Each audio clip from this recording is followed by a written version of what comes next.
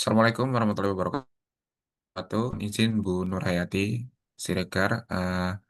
Dari kelompok kami akan mempresentasikan tugas UTS kami yang lalu atas analisis pengaruh penerapan standar akuntansi pemerintah berbasis akrual terhadap opini Badan Pemeriksa Keuangan atas laporan keuangan pemerintah daerah. Perkenalkan, saya Tantio Dewandoko dan teman saya Siti Rahma, Aldo Junedi Febri, Talia Deviane, dan Karisma Berlian Kusuma. Langsung saja ke slide selanjutnya.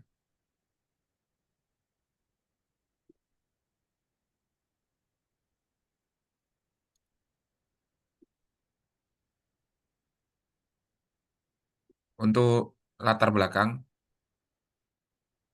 penelitian kami di slide selanjutnya. Jadi di dalam peraturan pemerintah nomor 71 tahun 2010 tentang standar akuntansi pemerintahan, pemerintah pusat dan pemerintah daerah sekarang sudah diwajibkan untuk menerapkan basis akrual dalam menyusun laporan keuangannya, yang di mana peraturan ini efektif sejak tahun anggaran 2015. Perubahan ini bertujuan untuk meningkatkan transparansi, akuntabilitas, dan kualitas informasi keuangan publik.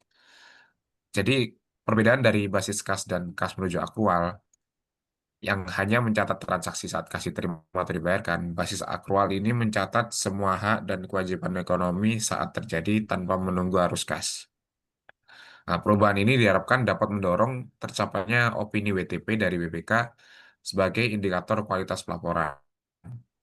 Namun dalam praktiknya sejauh ini, implementasi SAP berbasis akrual ini diketahui masih ada berbagai tantangan teknis dan non-teknis.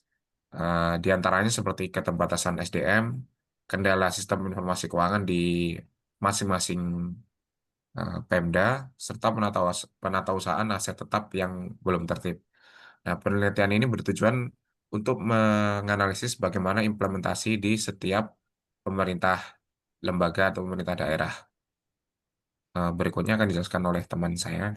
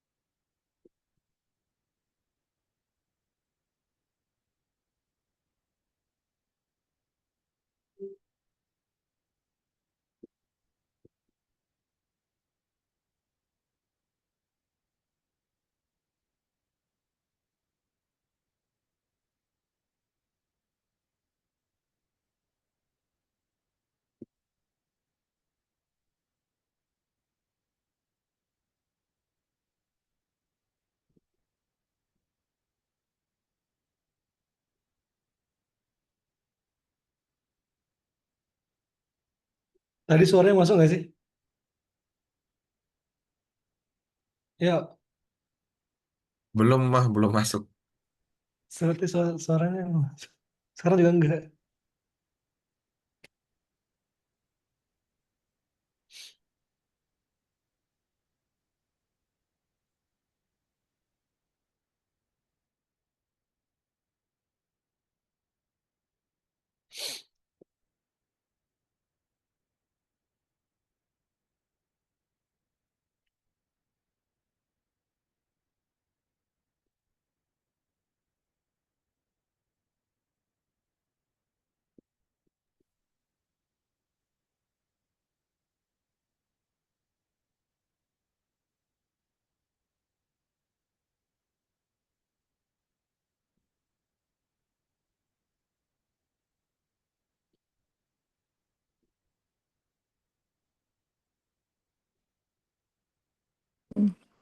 Aku dari sini aja deh, bentar ya.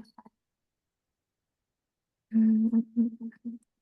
Speaker laptopnya coba dimatiin, nggak dengung. Ya. Dah, ulang ya. Hmm. Dari awal nggak sih? Daripada nggak ngedit lagi. Baru bentar Oh, dari doang. awal. Tapi yang Tantio kedengeran kan? Iya, cuma kan masa diedit lagi. Di crop-crop Oh, ya. ya udah. Kalian nggak record juga nggak? Record juga lah biar takutnya ini aneh. Oke, oke.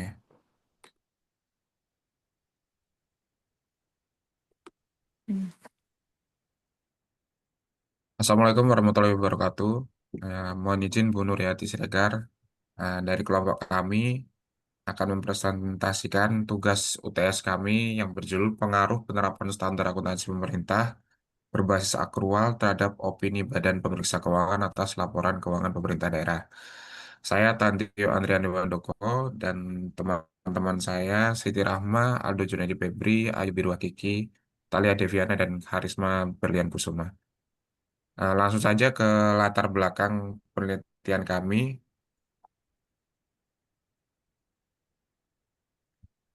Jadi di dalam Peraturan Pemerintah Nomor 71 Tahun 2010 tentang Standar Akuntansi Pemerintahan, pemerintah pusat dan pemerintah daerah sudah diwajibkan untuk menerapkan basis akrual dalam menyusun laporan keuangannya, di mana peraturan ini efektif tahun anggaran 2015.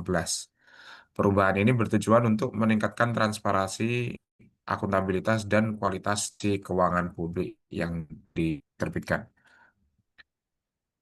Jadi berbeda dengan basis kas atau kas menuju akrual. Basis akrual ini hanya basis kas itu hanya mencatat transaksi saat kas diterima atau dibayarkan. Sementara basis akrual mencatat semua hak dan kewajiban ekonomi saat terjadi tanpa menunggu arus kas. Jadi ini diharapkan dapat mendorong tercapainya opini WTP dari BPK sebagai indikator kualitas dari pelaporan keuangan daerah tersebut. Dalam praktiknya, ditemukan implementasi SAP berbasis aktual masih menghadapi berbagai tantangan teknis dan non-teknis, seperti keterbatasan SDM, kendala pada sistem informasi keuangan, serta penatausahaan aset tetap yang belum tertib.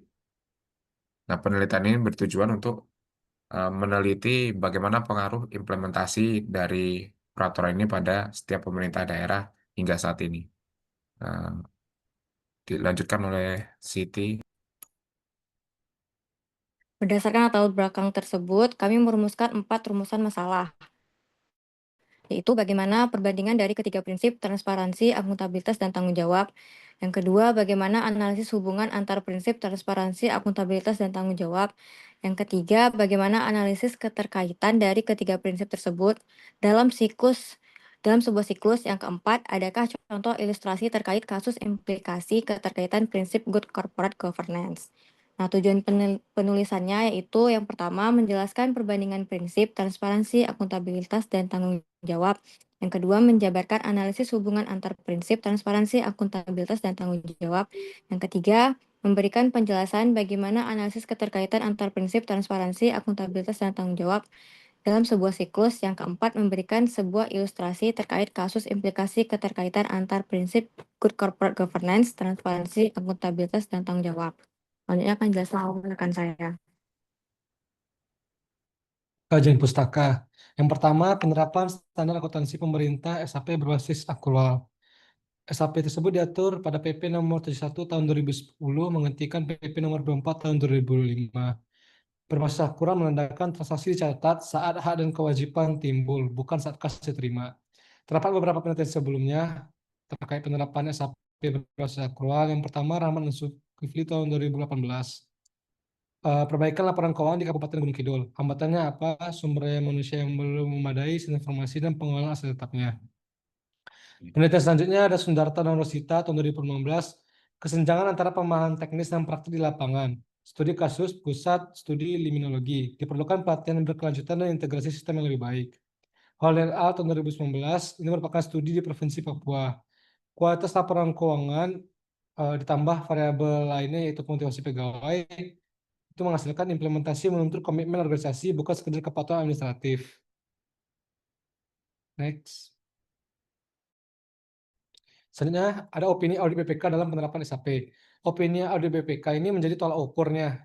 Misalnya WTP mencerminkan kualitas pengelola keuangan daerah. SAP Accrual mendukung opini audit yang lebih baik melalui laporan yang lebih lengkap, transparan, dan akuntabel. Beberapa penelitian sebelumnya, Cita Ayu dan Kusumawati tahun 2020. Studi di Kabupaten Gianyar ini menunjukkan bahwa SAP Accrual berpengaruh positif dan signifikan. Koefisien regresinya 0,0343, signifikasinya 0,000, dan p-value-nya 0,00 juga. Semakin baik implementasi, semakin besar kemungkinan memperoleh opini WTP dari BPK.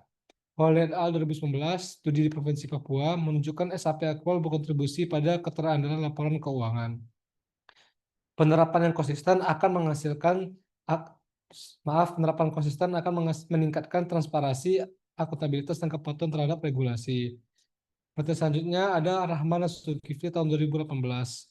Tantangan implementasinya, pengelolaan aset tetap belum tertib dan lemahnya pengendalian intern. XAP Accrual butuh didukung tata kelola keuangan yang baik agar efektif dalam penilaian auditor. Next. Selanjutnya, implementasi SAP berbasis Accrual dalam pemerintahan. Yang pertama, adanya tantangan implementasi menurut Rahman dan Zulkifli tahun 2018 tadi. Banyak pemerintah daerah yang mengalami kendala seperti kualitas SDM rendah, penata usahaan aset tetap yang tidak tertib, dan sistem informasi akuntansi yang belum memadai. Akibatnya, pencatatan akrual sering hanya bersifat formalitas, tidak substansial. Selanjutnya ada masalah teknis dan rekonsiliasi oleh Sundarta Universitas tahun 2015. Studi di LIPI tadi menunjukkan ketidaksesuaian data keuangan dan data barang milik negara. Dalam masalah rekonsiliasi, laporan realisasi anggaran atau LRA tetap menggunakan basis kas, sehingga menciptakan ketidakkonsistenan. Selain faktor teknis, Hall et al. Tahun 2019 juga membahas faktor non-teknis, yaitu motivasi kerja, komitmen pemimpin, dan koordinasi antara bagian.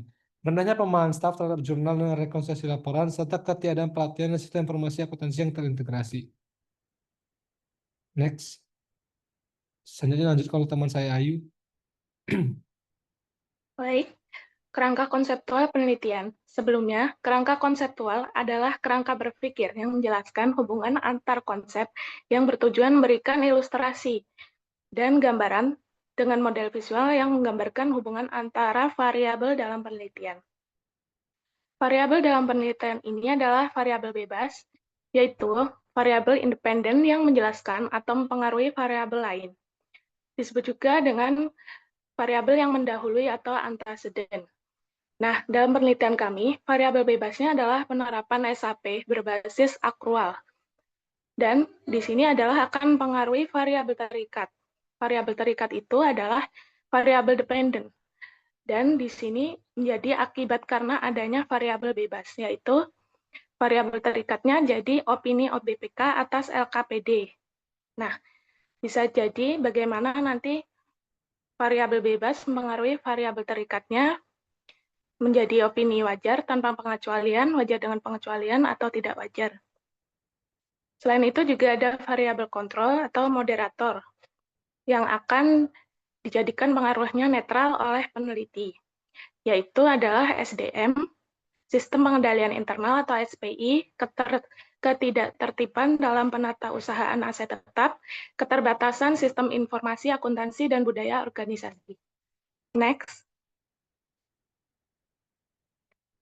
Nah, ini adalah diagramnya, di mana digambarkan di sebelah paling kanan yaitu variabel terikatnya, yaitu opini BPK dapat menjadi WTP, WDP, atau tidak wajar, dan yang pengaruh adalah variabel bebas yang paling atas yaitu penerapan SAP berbasis akrual, di mana nanti akan kita teliti bagaimana transparansinya, akuntabilitas, dan kualitas informasi LKPD-nya. Apakah terjadi peningkatan atau tidak. Dan yang kedua yaitu variabel kontrol, yaitu sumber daya manusia. Tentu saja sangat akan mempengaruhi karena di sini SDM lah yang menjalankan penerapan SAP berbasis akrual, di mana motivasi pegawainya seperti apa, komitmen pimpinan, dan koordinasi lintas bagian. Selanjutnya yaitu sistem faktor lain yang mendukung, yaitu sistem pengendalian internal, kesiapan sistem, dan budaya organisasi. Selanjutnya akan dijelaskan oleh rekan saya.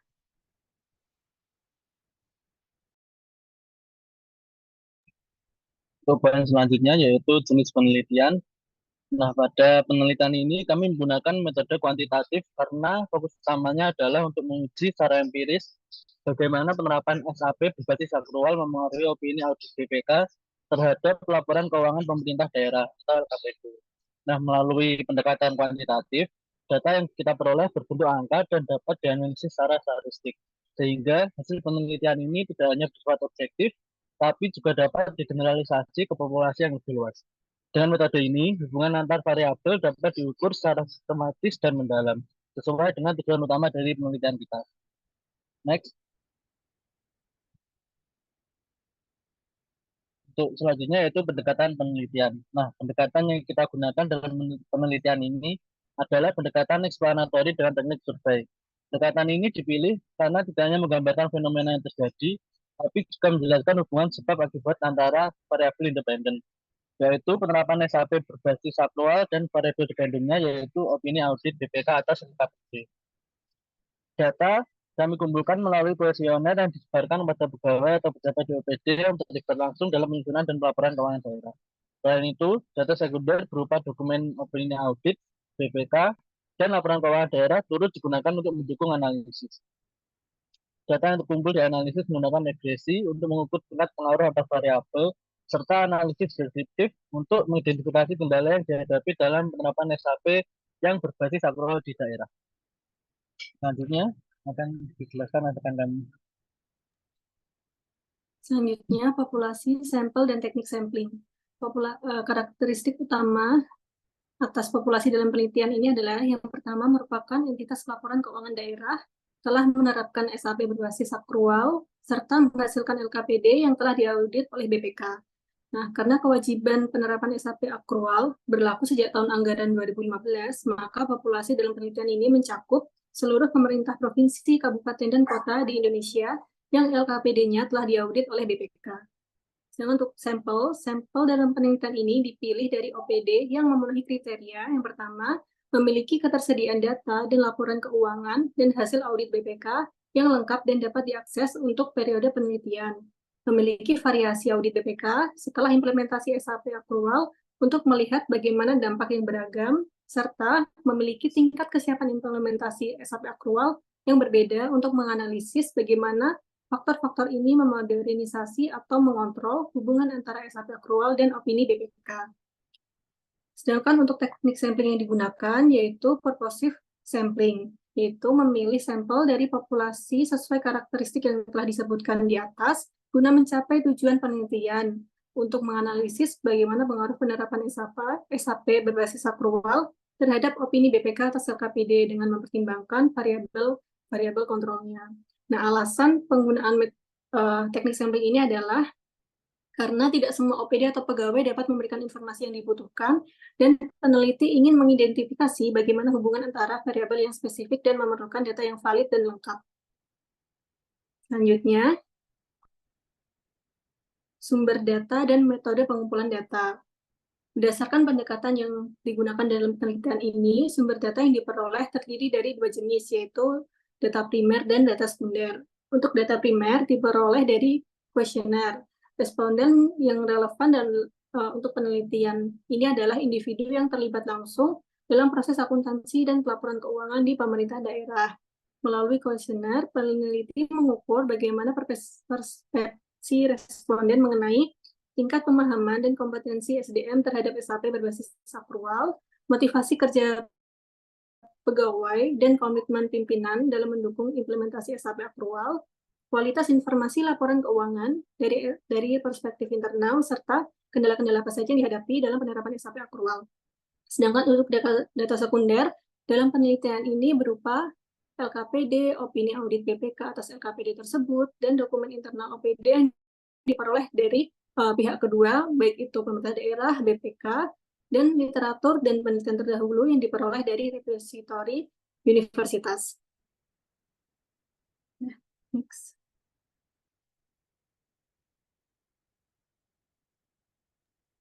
Selanjutnya untuk bagian pengumpulan data, pada penelitian ini kami menggunakan dua metode utama, yaitu kuesioner dan dokumentasi. Metode kuesioner digunakan untuk memperoleh data primer dari pegawai atau pejabat OPD yang terlibat langsung dalam penyusunan dan pelaporan keuangan daerah. Kuesioner ini disusun menggunakan skala Likert 5 poin dan sebelumnya telah diuji validitas dan reliabilitasnya untuk memastikan keakuratan dari hasil.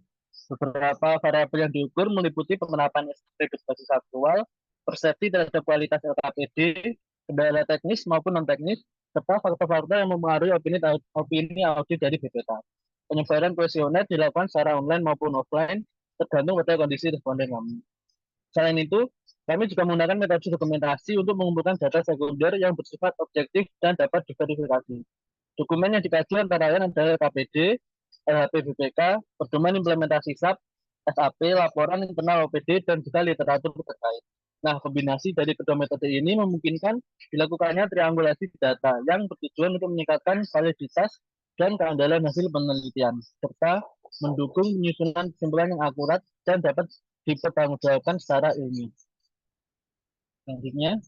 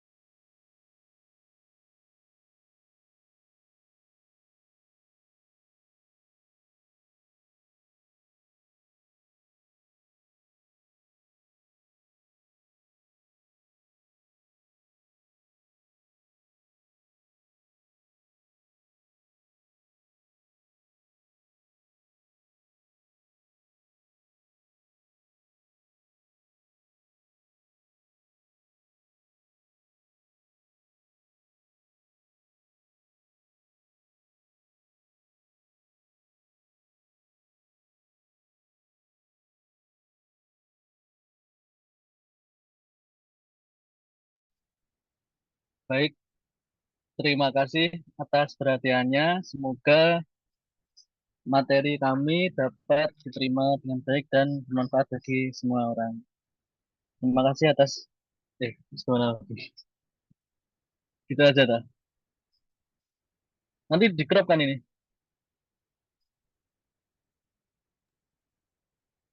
Oke, aman. Thank you guys. Nanti di share Mau hasilnya nggak? ya buat diupload. Mau bikin terima kasih ke gubernurnya nggak? Nggak usah. Ya. Makasih, makasih. Terima kasih guys. Oke, thank you guys. Terima kasih guys.